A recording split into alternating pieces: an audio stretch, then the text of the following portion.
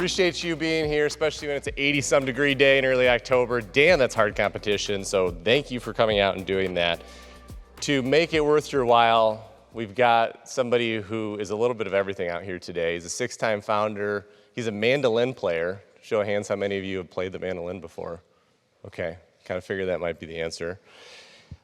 He co-founded a product that over 1 billion people use every single month. That is absolutely insane. He was a senior vice president of engineering at Box when they grew from 80 to 400 employees and saw them through their IPO. He's now the corporate vice president and one of the deputy CTOs at Microsoft. But before he was any of those things, he was just like you, sitting in a seat, trying to figure out what he's going to do in life, what he should do, wondering if he should be going into pre-med. No, not so much, doing something else. And we'll kind of unpack what that journey was today. He met his wife here, and he graduated with a bachelor's and master's in math, special honors. Please help me welcome our friend, Sam Szilagyi. Yeah, that's great, man. You really nailed all the talking points. Tell you what, do what I can. The mandolin, I mean, come on. I don't know, I didn't see how many mandolin players were there. Does anybody play bluegrass? Nobody plays. Nobody. Nobody plays bluegrass. Wow. Well, I know what soundtrack we're putting on next week. Yeah, We gotta get some education going here. Okay, well, let's take this back kind of and start from the beginning here. You were at Michigan. You were studying pre-med, or you wanted to go into pre-med? I thought that was my default choice was pre-med. I was like, didn't know what I was going to do with myself. I was a math nerd. I liked being in math, doing math. Was doing like computer stuff, but not seriously. Like it wasn't really thought of as a career then. So like, you know, I took one computer class here, and like it was easy. And my math profs were like, "Oh, that's stupid. You shouldn't do that. It's nothing there." So I didn't pursue it. But yeah, I thought I was going to be like a doctor, and then just kept taking math. Like, you know, all the doctors I knew said not to do it, so that was a signal. And then got to a point where I had to kind of choose between hard like bio classes or hard math classes, and the math classes were more fun. So they were more fun? Yeah. Okay. I was a weird kid. All right, were they easy? Yeah. Okay. Like I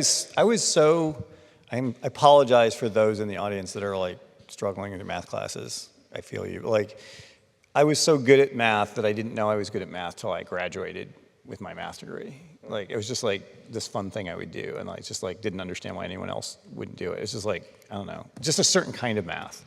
So pursued it because you were interested, it was easy, but otherwise didn't know what you were going to do with it? Didn't really know what I was going to do with it. Like I think the one thing that like, you know, it did give me and did teach me, which I think is relevant to this class, is, you know, math degrees and a lot of these degrees, like they teach you to be in a room with a hard problem by yourself until the problem is solved. Like that's the real skill for those, like this being able to sit with something that is hard to solve, and you know, where you just, you know, there's no lying to yourself about like a math problem. You know, I remember my semi-group class, it's like this very obscure form of mathematics where there were like 2 axioms, the proofs are all like 3 sentences long, but they're impossible, they take like hours and hours and hours to figure out. And like, there's no lying, like it's either proved or it's not. Like it's, you know, it's either in or out. And so like that kind of mental fortitude, I think, was pretty interesting. I'll skip ahead a little bit because it's just like relevant to this. But like, I had this analogy that came up in a talk that I gave yesterday with regard to like with AI and homework. It's kind of relevant to this, if you don't mind. It's like, you know, if you've been to the gym, like the gym is like bullshit, basically, right? Like you pick weights up, you put weights down, you pick weights up, it's like boring. When you're done, the weights are basically right where they were. You're just like, why am I doing this? Like, you know, if you were like weird about it, you'd be like, I'm going to invent a machine that like lifts weights for me. It like lifts weights really fast. Like now I'm really good at the gym because like I can lift weights like 1,000 times, and like, isn't that cool? Of course, that's not the point of the gym. The point of the gym is to make your muscles stronger by doing the work. It's like the same thing is true in school with AI. Like, you know, yeah, you can like do your homework with AI now if you want to. That's fine. I'm sure most people are doing it, but that's not the point. And like, the other thing I said yesterday that I'll say here, kind of skipping ahead a little bit, is like, this is the last time in your life that anyone is going to care if you learn something or not. It's not the last time people will care if you know how to do something, but it's the last time that people will care if you learn something. So that's the gym here, that's the mental gym here. And like, we can dig into like AI and education and all the interesting stuff that's going on, all the stuff that's wrong with the school here.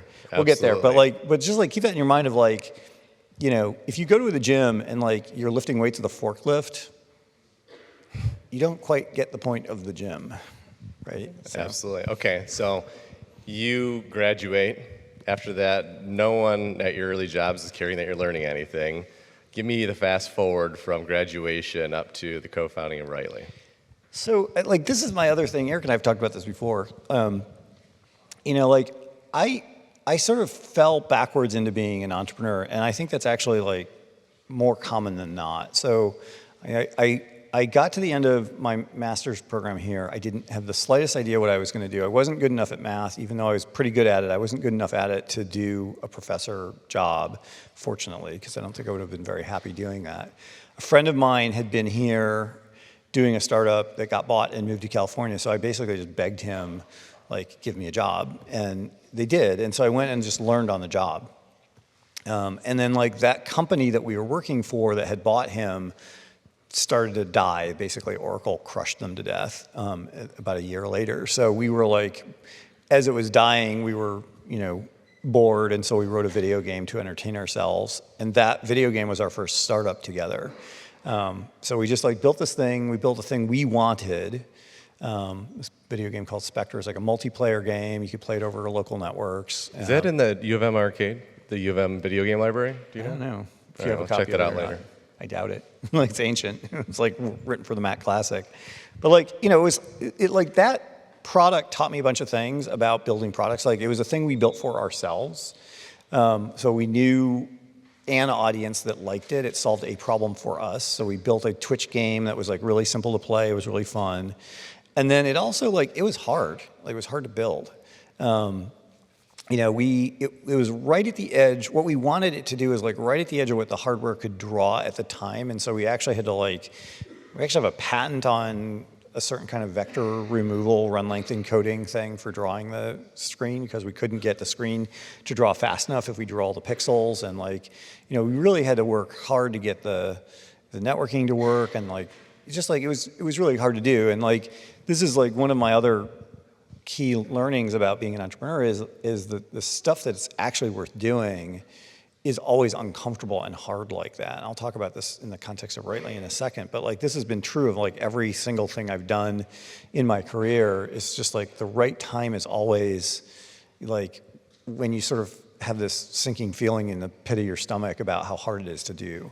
If you look at a problem and you're like, that's really easy and I know how to do everything and it's like simple and that'll be great, like, I'm sure you can do it, but like probably a lot of other people can too, and then it's usually like not something that's that valuable. And so like that was like the Spectre lesson. And then from there, we just kind of like stumbled through one startup after another. The next one failed. I spent 4 years doing this thing that was a bad idea.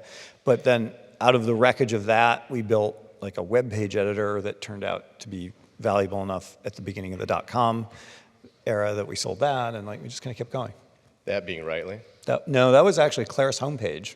Oh, okay. So, and we did that, and then we like went, and like at that point I went and like helped a friend build another product, not at a startup, but at Intuit for a little while, trying to teach Intuit to be a startup. And then from Intuit we left, we picked up our third founder, and then just were, you know, trying to figure out what to do next. And the real story about the origin of Rightly and Google Docs is, you know, yet again, it was like me playing around.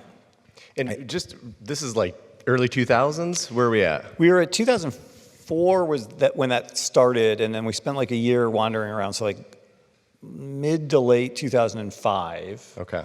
How many of you weren't even born in 2005? Yeah, seriously. Well, okay. it's 21 years now or something. Right, I know, years, which so. blows my mind, but Yeah. here we are. Set By the tone for that. by the way, Give me I a like- sense of I what had- 2005 Just, was. you didn't say the best part, by the way, of all the Rightly stuff. I still have in my personal account the very first Google Doc.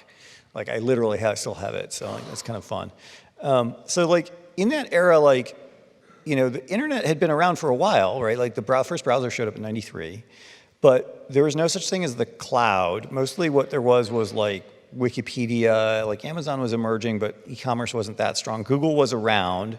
The internet was mostly for content. Video was starting, but like Google hadn't bought YouTube yet, so it wasn't really a thing yet. The broadband was very slow still. We didn't have the iPhone. The iPhone didn't come out till late 2006. So like, we didn't have smartphones. So we had the internet, but it was like kind of slow and kind of funky. Browsers were like not that great.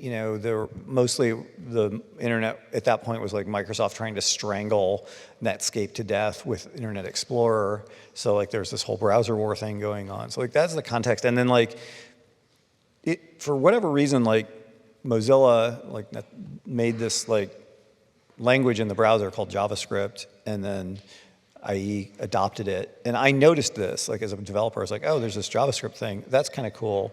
And then also, like the browser had this mode that you could put it in where it would do some editing of the web page. And for whatever reason, I just like looked at the two of those and I was like, well, this is kind of cool. Like, let's put these together and like do a word processor, because we knew word processors. The company my friend had moved out here, moved out to California with was a word processor called Fullwrite. So he knew word processors. We had done this thing, we worked on Dreamweaver for a while, and we did the Claris homepage thing. So we'd been doing a lot of like word processor-y web page editing kind of stuff. So we knew the domain. So it wasn't too unreasonable, but like we put this together, and my team, this is like another one of the lessons, like my team, when I had this idea of like, let's go write this web-based word processing thing, because we knew the domain really well, what they said was, this is a really bad idea. This isn't going to work. Like, the browser isn't good enough. JavaScript isn't good enough. There's no way this will be satisfying. No one will want to use it. And that was both right and wrong in the moment. Like, they're right. Like, at the moment, like, it wasn't really fully there. But the idea was, like, really compelling. And like that pulled the rest of like the whole industry pulled everything forward kind of for us. And so we just like this is the sense of like, it's right at the edge of possible. It's really hard to do. It's really uncomfortable. That's the right time to do it. And then like the second we did it, the entire industry like noticed it, and like people were very excited about, or a lot of people were very excited about it. And that started to like push everyone forward. But let me tell you, the other like really interesting thing in here is like there were people who didn't like it. And we had this really weird reaction to it in the early days. We had to have like the small group of people that like loved the idea and were big fans, even bigger fans than we were in some ways. But then we also had like people who hated it. And so like that plus my team like initially rejecting the idea like made me start to think about this like this idea of like when you see disruptive things emerging in the world, you tend to have this reaction where you're like you either like it or you hate it. And I call these like why not or what if questions. You either ask the why not question, like make up a reason why it's not going to work, or you ask the what if question, which is like what if this works, like how does the world change? Like the people that were excited about were asking the what if questions, and that was like helping propel us forward. But like my team even asked like the why not question at first. They were just like, this is uncomfortable. We're not going to do it. Here's a bunch of reasons why you can't build a word processor in the browser. And like the thing that got us past that was that it was a very cheap experiment to try. Like my suggestion to them was like, let's just try it, take a week, we'll build it. And we did, like we took about a week to build it. We started using it. It was super compelling, of course, like the second we started using it. But we also started stepping on each other's toes really quickly. And so like we very, very quickly figured out like, oh crap, we've got to go do this like real-time collaboration thing, which is like really well known for. And that thing turned out to take 6 months of misery to do. And if we'd known that to begin with, we might not have tried to begin it at all. And so the cool thing was like, because we had this cheap experiment that we could try, like we could get past the why not moment. We could try it and like, okay, maybe it won't work, but it's not going to cost that much. So we'll just try it. And so that was like one of my other big lessons from that moment was like, you should be in a position where you can try things as cheaply as you can, like as easily as you can, because you will have this natural tendency to like push back on the really good ideas. And that's like, if you can try something without it being a lot of work, you're more likely to do one of these unusual like uncomfortable ideas, which are the ones that you're looking for.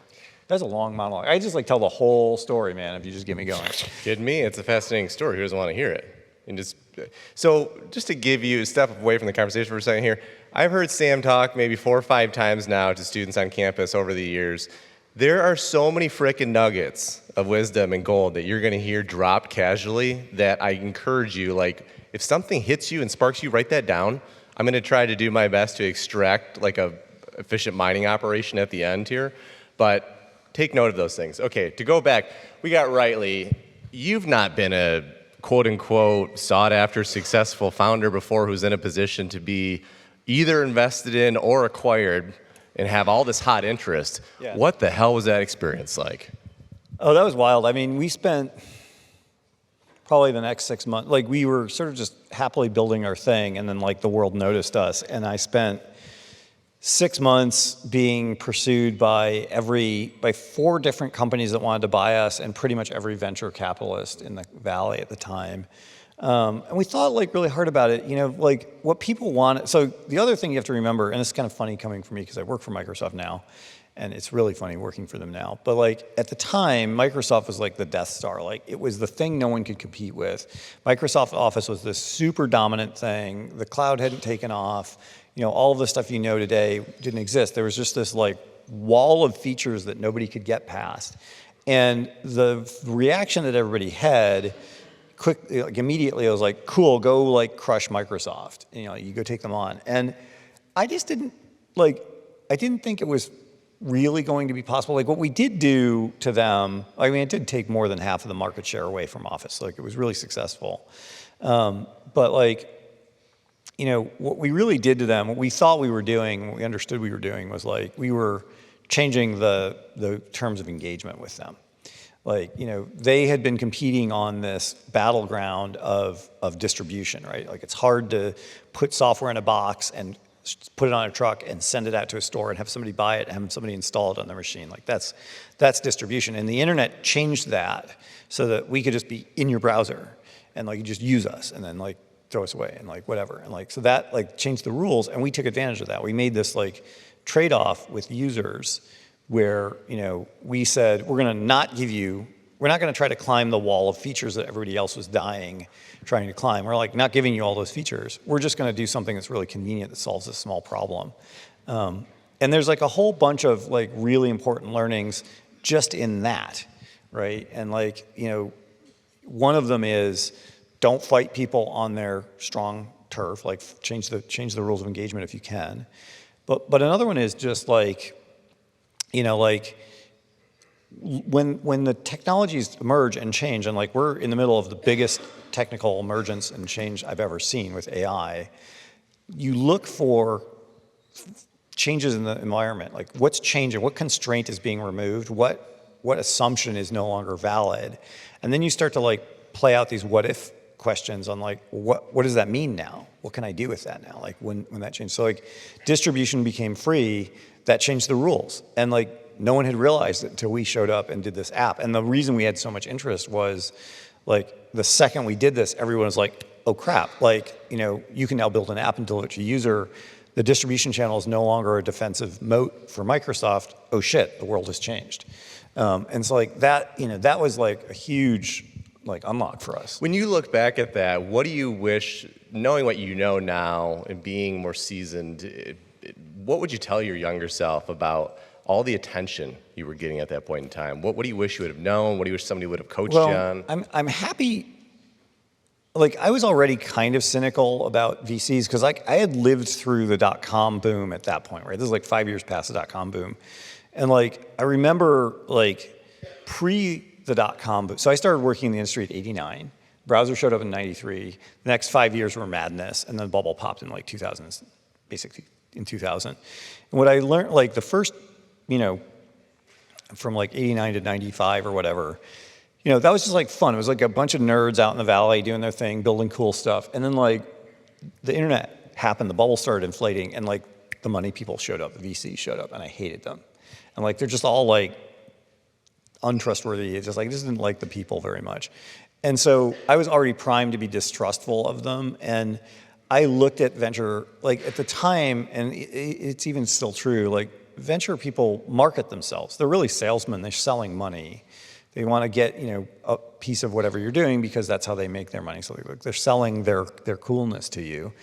And so like I was always like kind of skeptical of that anyways. And then, when we were going through this cycle of like everybody wanting to talk to us, I would ask these questions of like, well, like, why do I want this money? Like, if I take this money from this person, like, what does it do for me? Like, now I'm on this treadmill where, like, I have to, like, grow and I have to pay them back. And, like, they own me and they control my company. And, like, like VC investment is a tool. It's a good tool for some uses. But for us, it didn't make any sense. And so we just, like, never took investment money.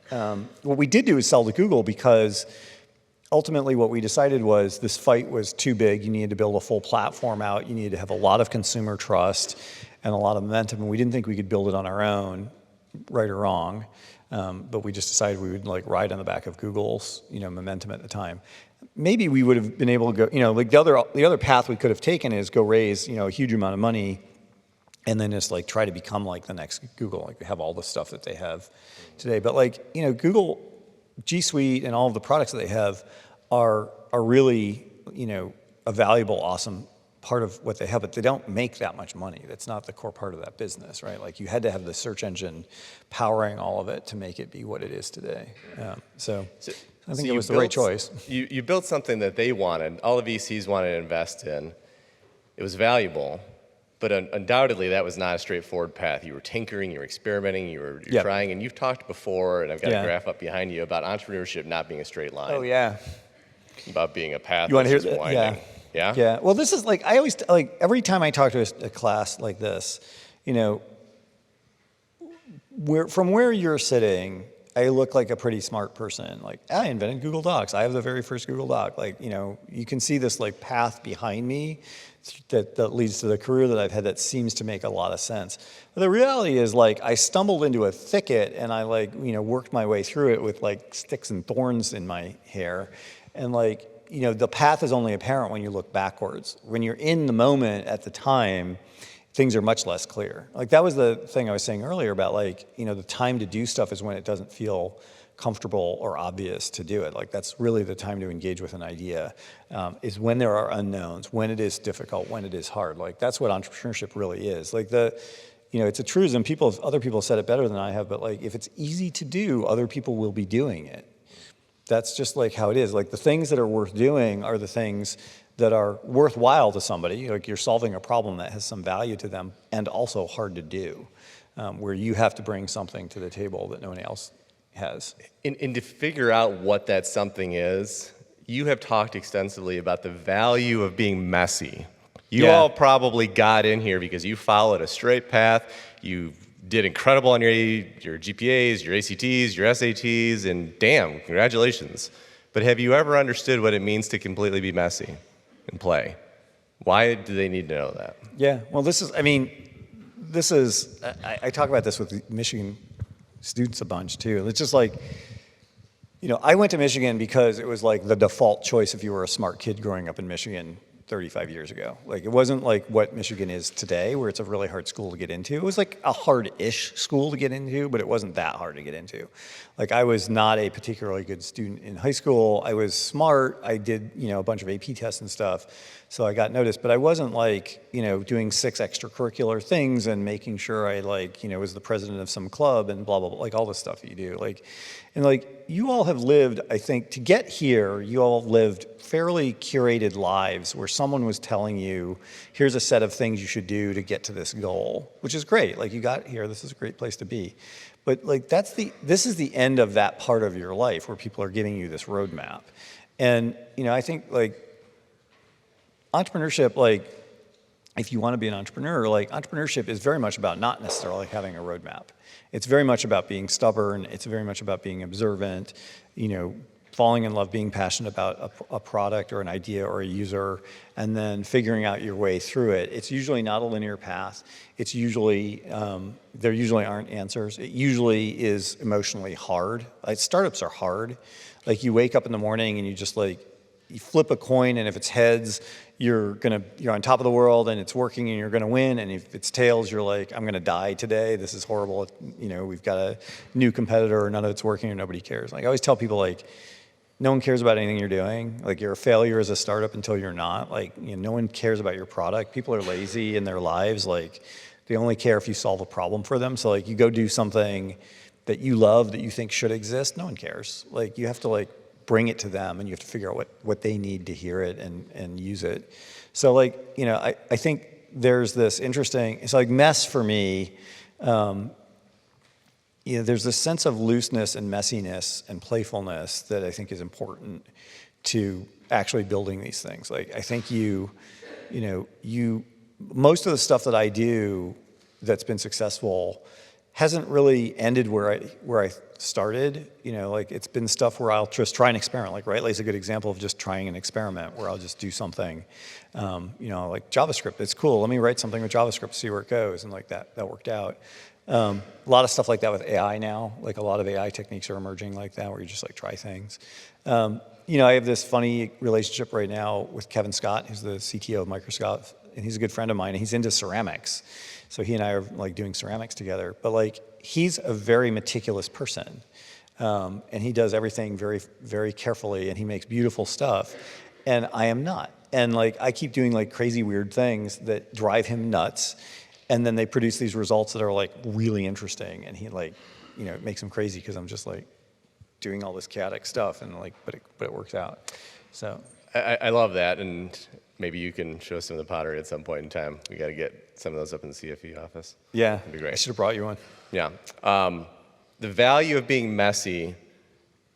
Is that connected to the notion of being optimistic, or are those two distinct and separate things? I mean, I have this saying I like, which is from error comes virtue. So like, there's a story that like, I think like it's connected to being optimistic, but I think it's also connected to being observant. Like one of the stories I really like, you've heard this a million times, but I'll tell for these guys, is like the story of stainless steel, how stainless steel was invented. Like this is just one of many examples of this stuff where like somebody was doing metallurgy in the 1800s, and their assistant screwed up and like put way more chrome in one of the alloys that they were testing, like a factor of like 3,000 or something, than they were supposed to, and they like just like threw it in the reject pile when they realized that. But like then like months later they noticed that there was an ingot in the reject pile that was still shiny, and so they went back and figured out what they had done. So like there's like this interesting, like if you make mistakes and you kind of get out of the distribution a little bit and you're observant, like sometimes the world surprises you with like really interesting stuff. I just read like,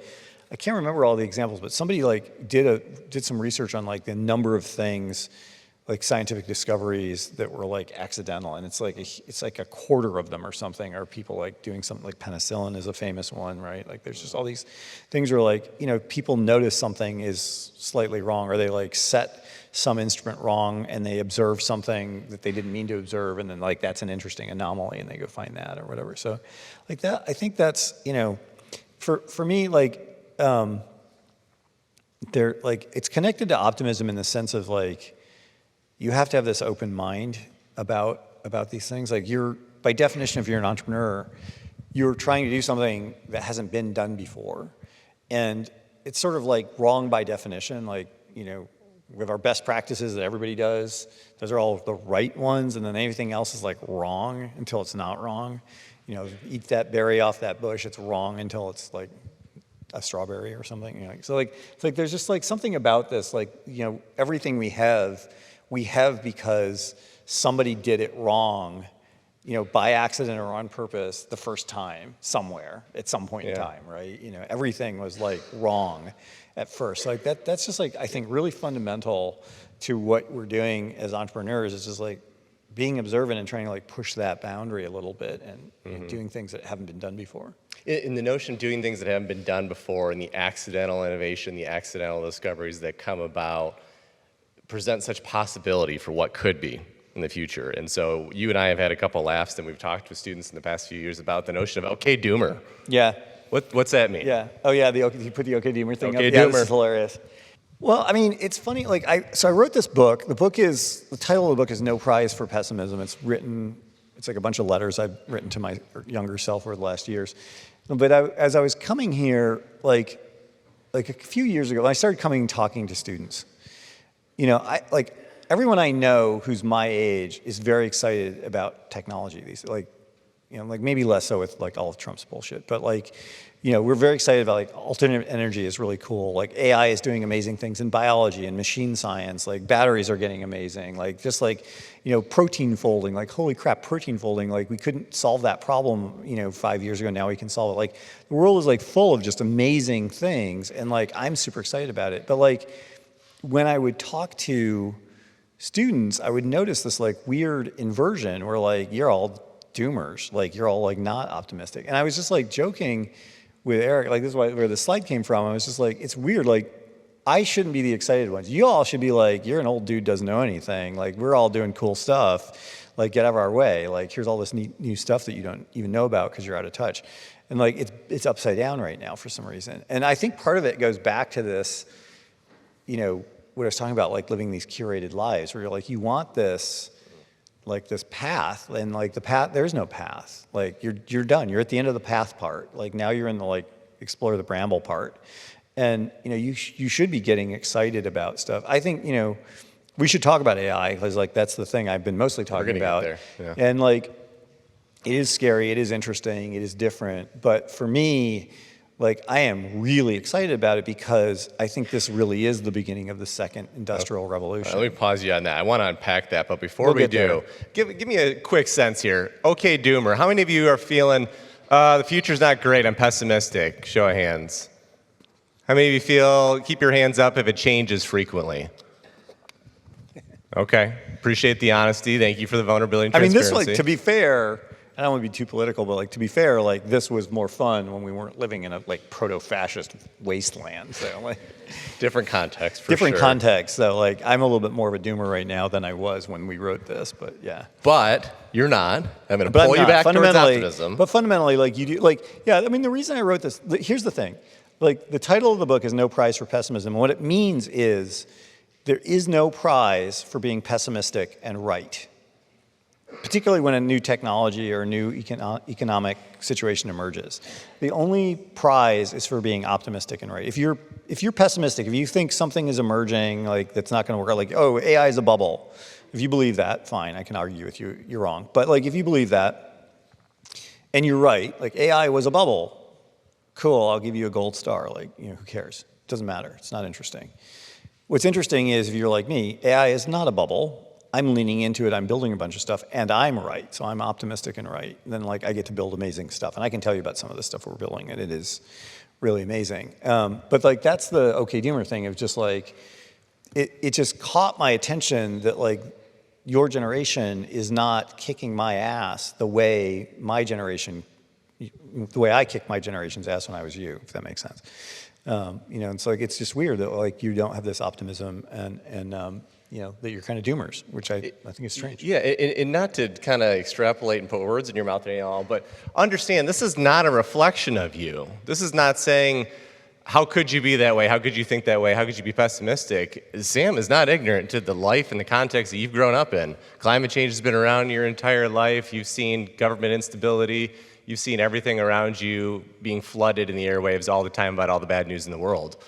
We had the privilege of not growing up with such exposure. Well, we had the end of oil, we had stagflation in the 70s, we had the nuclear stuff was still going on, the wall fell. I mean, we had our own set of shit. It was just different shit. Here's the one I think I've said before that I'll poke folks with. Like, I know there's a lot of like climate sadness and worry and concern out there. I'm optimistic about climate change just because the economics are just irresistible, like solar and batteries. So this thing called a learning curve, right? So as you deploy a technology, some technologies, most good technologies, get cheaper the more of them you deploy. And so there's a thing called a learning curve, which is how much does the cost of the technology go down every time you double the deployment. And so it's a really important number. So as things get more deployed, we get better at doing them. The number for solar is like 23% now, which is like this incredibly high number. So every time we double the amount of solar in the world, it gets a quarter cheaper. And batteries, I think, now are like 18%. Wind is, I think, like 9 or 10%. So all of these like really important alternative energy technologies get cheaper the more we do of them. So that's a self-propelling flywheel, right? Like the cheaper they get, the more we deploy. Like that flywheel just is spinning. It's spinning so fast now that like Texas deployed, something like 4 times as much alternative energy, like solar and wind, in the last 4 years than they had projected for like the next 20 after they had that big freeze 5 years ago. They like just deployed, I think it's like 80 gigawatts of renewable energy. It's a crazy amount of energy for them to throw up that fast. And like that's Texas. Like it's kind of everywhere. So like the projection I put out, I think the last time I was here was, my main concern about atmospheric carbon in 100 years is not that there's too much of it, it's that we're going to mine too much of it and there's not going to be enough of it. Like I am involved with a company right now that does, it's called Terraform Industries. Casey Handmer, very brilliant mechanical engineer, entrepreneur, like really fun guy to read, does these really interesting blog posts where he works through like a bunch of like physics and economics at the same time, and comes up with these like insane ideas. But like they're building this, they have built this thing that makes natural gas from the atmosphere with solar power. That's all it is. It's like solar energy, it's a cement kiln, and it's an electrolyzer. Like that's basically like tuned to be very reliable. This is all tech we've had forever. This process has been known forever. It's just not super efficient. But it doesn't matter now because like the solar power is efficient enough, it's cheap enough that he's now producing very high grade, top grade of methane, selling it into the grid at a profit.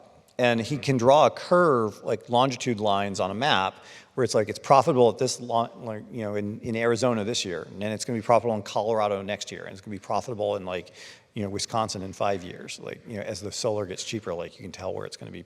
And this is like it's not subsidized, it's not anything. They're literally like they make methane, and they sell it into the just the commodity market. And methane's a feedstock. They're doing the same thing with nitrogen, which is another feedstock. There's like a whole bunch of stuff like that. So like companies like that, they're going to get off of like carbon-based stuff, like the stuff that comes from fossil fuels is useful industrially and chemically. We will do stuff with carbon. Carbon's a really nice thing to work with, but it's a pain in the ass to dig it out of the ground. It comes out as this thick, oily, wet crap that we have to refine and move around. It's much, much, much easier to just make it wherever you are in pure form with a process like this. It's way cheaper, it's way more reliable, it's just like better. Same thing with nitrogen. Like instead of making nitrogen fertilizer, you just make nitrates on site and pump them into the ground and stuff like that. At any point in time, instead of understanding those numbers or looking at those numbers and thinking about what if and what could be and what is coming, you could be looking at other sets of numbers that otherwise depress you and tell you it's a dooming and so on. You could be. But it's a choice. It's a choice to otherwise see it how you're seeing it or hearing and being influenced by otherwise the news that you're partaking in or whatever it might be. And so, as Sam kind of talked about, other generations before you have had choices to make and have been influenced by worldly events or things that have happened that could have made them doomers as well. Tell them about why AI excites you and what you see as the analog between that and the Industrial Revolution, the Internet Revolution. Take them through history. I will go through that, but I want to like just, one more shout out to Casey. Like, you should go look for his blog, Casey Handmer, Handmer, because he's a good example of what you're talking about, where like Casey looks at all these problems and his response is, let's go fix them. Like, let's just go, like, we've got all these new tools, we've got these emerging technologies, let's go do stuff with them. So he's got all these like wild proposals around like solar desalination and using that water to do various huge projects and stuff like that. So like this, it's like, I just like his mindset of just, his choice is I roll up my sleeves and go do something cool with it. And all of the problems he's trying to solve have exactly the hallmark that I was saying before, like this methane thing that I'm talking about. It's been like 3 years of really hard grinding to get this thing to make sense and to work. And he's been building it slowly and like has not been easy, but it's like one of these things where like you can see it, that it's possible. You can see the curves happening, so things are getting cheap enough to happen. And then like, you have that sinking feeling in the pit of your stomach, like I can do this, but it's going to be hard. Like Casey will just like take those on. So I just want to like put an exclamation point on that. I'll put that in the Canvas notes so you can get the link to it. Yeah, so AI, like, here's the thing with AI. I think, like, you have to take a historical perspective on some of this stuff. it's very easy in the moment with AI to ask why not questions. There's a lot of things about that technology that aren't perfect yet. It has hallucinations, it kind of costs a lot of money, it's confusing, you have to know how to use it. What we got up here? Yeah, what if versus why not? You know, it's like it is very possible to tell yourself a bunch of stories about why you shouldn't pay any attention to what's going on with AI. So like, don't do that. Like, I will tell you that like this is a transformation. This will define the rest of your lives. You will be working with it, thinking about it. You know, I'll give you like kind of the easy analogy is, you know, when I was where you are, the internet was barely in existence. It emerged a little bit after that. Can you think of a business right now, or a product, or a device that does not have something to do with the internet? I mean, like, if I give you a phone, or I give you the best laptop there is, but you're not allowed to connect it to the internet, the word for that laptop is broken. Like, you don't want it, right? Like, there is no business. Maybe there are junkyards in Kentucky or something that don't use the internet, but like every business uses the internet. Every app and service, everything uses the internet. Like, so like the internet is pervasive through my life. AI is going to be the same way. Like, there will be no business, service, device, product, experience that you have that will not be mediated by something that is intelligent and conversant going forward. So like that's the beginning of this that I would think about, this phase shift. The internet.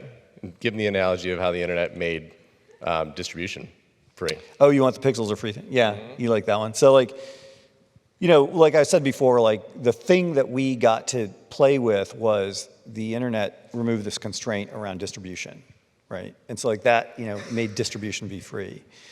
And there was this assumption baked into a lot of businesses that there was friction involved with moving information around. There's another assumption baked into the software business, which is that pixels are hard to put in front of the user, right? So what is a pixel? Like, a pixel might be an image or a video, but it might be, you know, part of a user experience, or it might be a business report, or it might be, you know, any kind of digital product. AI is making pixels free in roughly the same way the internet made distribution free. And it's going to remove a set of constraints in roughly the same way. Here's a really easy way to see this, right? You all know, I'm sure everyone's done image generation at this point with AI.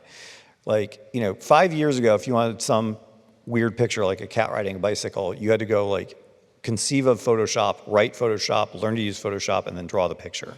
That's a lot of friction. That's a lot of cost. Now you just like go ask whichever model you want, draw me a picture of a cat on a bike, and you get it in like 10 seconds. That's pixels are free. Those pixels are mostly free now.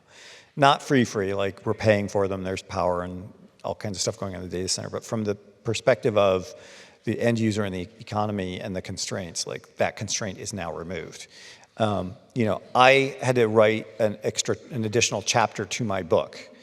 I'm going to update it. It's like a year old. I wanted to update it for all the AI stuff. I've written stuff every week for the last year, so I've got 50 new letters that we can look at.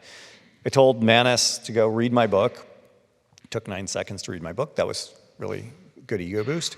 And then, like, you know, it read, it read all 50 letters, and it created a chapter for me. It picked 10 of them out, 10 of the letters that told a good narrative about the last year, and it wrote a 1,000-word intro to the chapter, which I had to proofread or, you know, kind of change for tone a little bit, but like pretty much that was it. So like, you know, that chapter, you know, which would have taken me a week or two probably to do manually, took like almost no time at all. So like that became pretty free.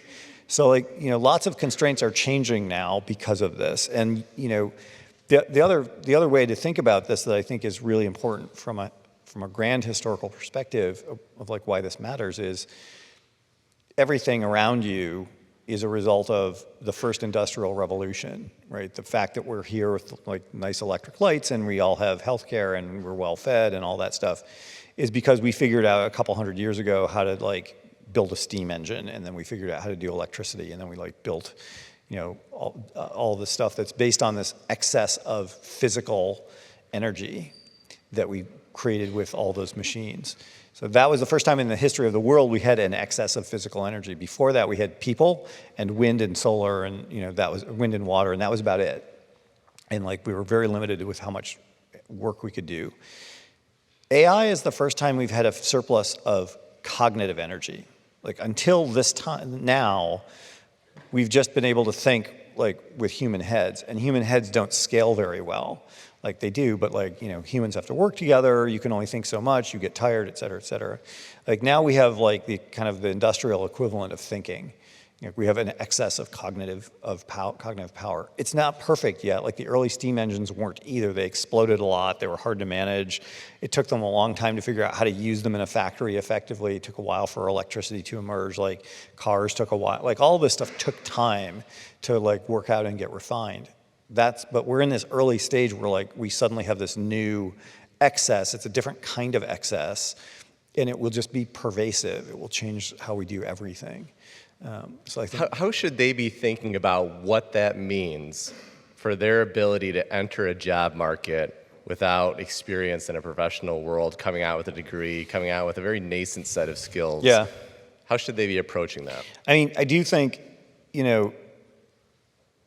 the world will be disrupted. Like you will have jobs that are very hard to see clearly right now. So like when I was sitting in your seat, the thing I wound up spending most of my career doing did not exist.